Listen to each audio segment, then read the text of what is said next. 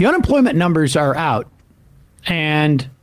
or I should say the jobs report is out.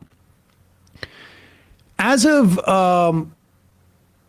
this past week, the Fed was not raising its rates, was going to start to slow to in its raising of its rates. So there were some people even speculated that after this most recent rate increase, they may actually hold off for a while, although unlikely.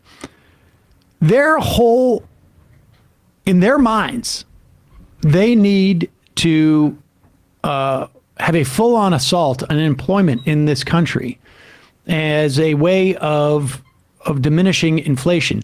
Now, as far as I know, wages did not increase dramatically. They have been increasing, but they did not increase dramatically enough to create some sense that it is wages increasing that is driving inflation. It has never been the case that really wages have been the primary driver of inflation. We had things like, you hear about eggs. Well, yes, there have been millions upon millions of chickens killed because of a bird flu. So the supply of eggs has been squeezed. But this is not a function of an overheated economy. Oil prices were up, not a function of an overheated economy. There's a very weird dynamic going on right now because people in tech are losing their jobs, largely because money is not cheap. And a lot of these tech companies don't make any money. They don't. I mean, they make some, but they don't make that much money. They've been borrowing money. And when the cost of borrowing increases, they can't keep that party alive. But yet, over 500,000 jobs added.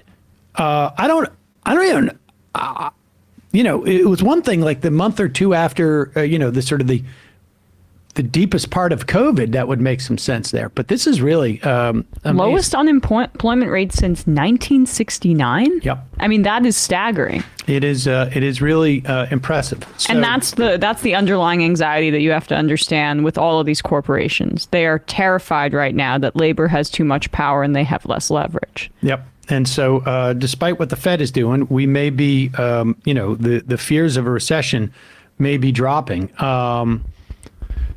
This is, how do you report this if you are Fox and Friends? It's a little bit tricky. We're going to have to present this news about over 500,000 jobs. They were not bold enough to say, this is what happens when you get Republicans elected to Congress. But they did the next best thing. Janice, meanwhile, some news. We have a Fox News alert. The January jobs report just released. The U.S. adding 517,000 jobs last month. That is much stronger than economists expected. They thought 185,000. Unemployment drops to 3.4. That's the lowest since 1969. Wow. Meanwhile, this story really pertains to our economy. This is Ford Motors missed sales expectations at the start of this year. Hillary. What? Are you kidding me?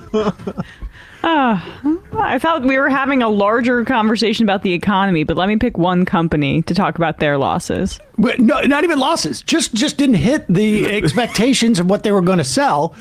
My understanding is, though, that that car sales are up, broadly speaking, though. And, the big issue, I think, was there was no used cars for sale. You had all these rental companies have been trying to rebuild their fleets because they sold off all their cars during COVID. And there may be still some supply issues in terms of producing those new cars. But that was pretty impressive. Yeah, that's the hard pivot. I just want to cut for a second. Just look at the frame here. Ainsley Earhardt looks so upset.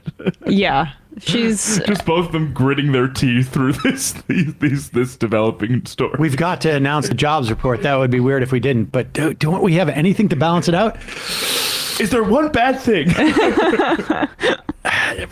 Fords didn't hit their car sales projections. Yeah. All right, let's just run with it. The last time that Fox News talked about Ford not hitting their car sales projections was? Can't tell you. I can't tell you either. I Yeah. don't know. But if I had to bet, I would say it was never.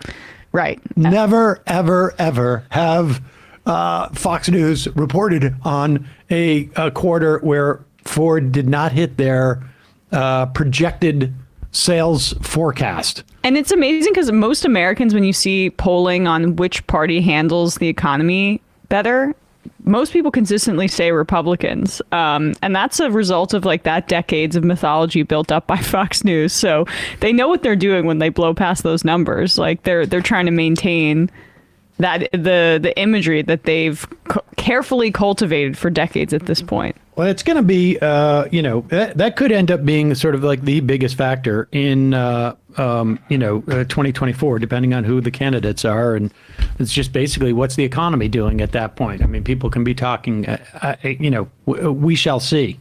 All right. Well, we have a lot of other stuff to get to, but and we will get to Jamel in just a moment.